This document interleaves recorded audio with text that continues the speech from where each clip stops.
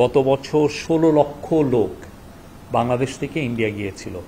তার মধ্যে 60% হচ্ছে ট্যুরিজমের জন্য, 30% মেডিকেল রিজনে, অন্যান্য 10%।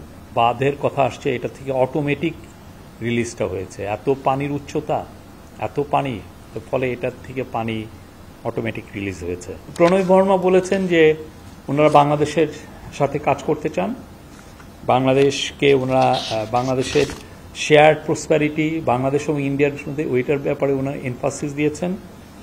আর উনি বলেছেন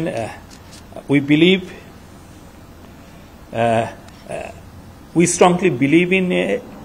strongly believe in a strong and prosperous Bangladesh, and উনি মোর পজিটিভ এঙ্গেজমেন্টের কথা বলেছেন বাংলাদেশের সাথে।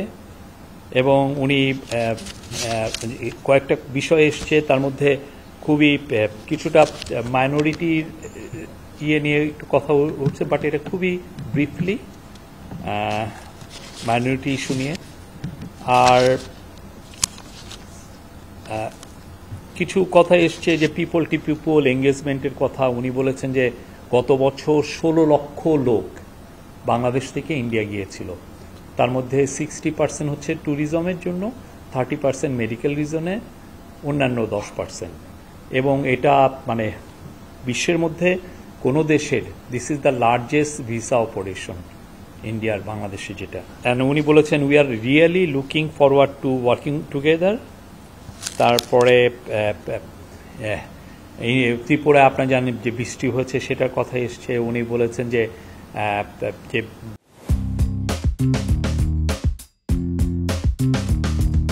বাঁধের কথা আসছে, এটা থেকে অটোমেটিক রিলিজটা হয়েছে। এত পানির উচ্চতা, এত পানি, ফলে এটার থেকে পানি অটোমেটিক রিলিজ হয়েছে। আর স্যারের কথা হচ্ছে যে স্যার বলেছেন যে বাংলাদেশ, উনি দেখেন যে বাংলাদেশ একটা big family, we are all brothers and sisters, সবাই সাথে একসাথে আমরা নিয়ে আছি। আর স্যার আপনি জানেন কিছুদিন আগে মাননীয় Indian prime minister Shri Narendra মোদীর সাথে যখন কনভারসেশন, উনি কিন্তু বলেছিলেন যে কিছু কিছু রিপোর্ট মাইনরিটি রাইটস নিয়ে, যে মাইনরিটি প্রোটেকশন নিয়ে যে সমস্ত রিপোর্ট হচ্ছে, অনেকগুলোই এক্সাজারেটেড, এটা উনি বলেছেন। এবং ওনার এটার জন্য উনি সবাইকে আহ্বান করেছেন, ইন্ডিয়ান সমস্ত জার্নালিস্টকে, আসেন আপনারা বাংলাদেশ ভিজিট করেন, আপনি নিজের মতো করে ঘুরে দেখেন কোথায় কি হয়েছে, instead of relying on social media, আপনি এটা দেখেন। আর ইন্ডিয়ান অ্যাম্বাসেডার তার বক্তব্যে একটা বিষয়ে তার কথার মধ্যে আনেছেন যে তারা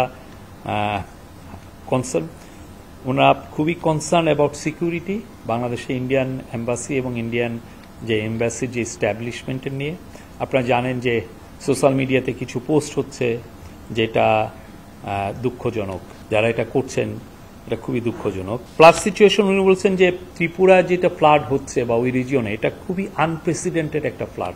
ওইখানেও প্রায় 50,000 মতো লোক ডিসপ্লেস হয়েছে। And উনি বলেছেন it has created havoc on both sides, both India and Bangladesh. আর স্যার বলেছেন যে উনি আপনারা জানেন যে বাংলাদেশ আর ইন্ডিয়ার মধ্যে প্রায় বিজিবি এবং বিএসএফ এর মধ্যে ফ্ল্যাগ মিটিং হয়।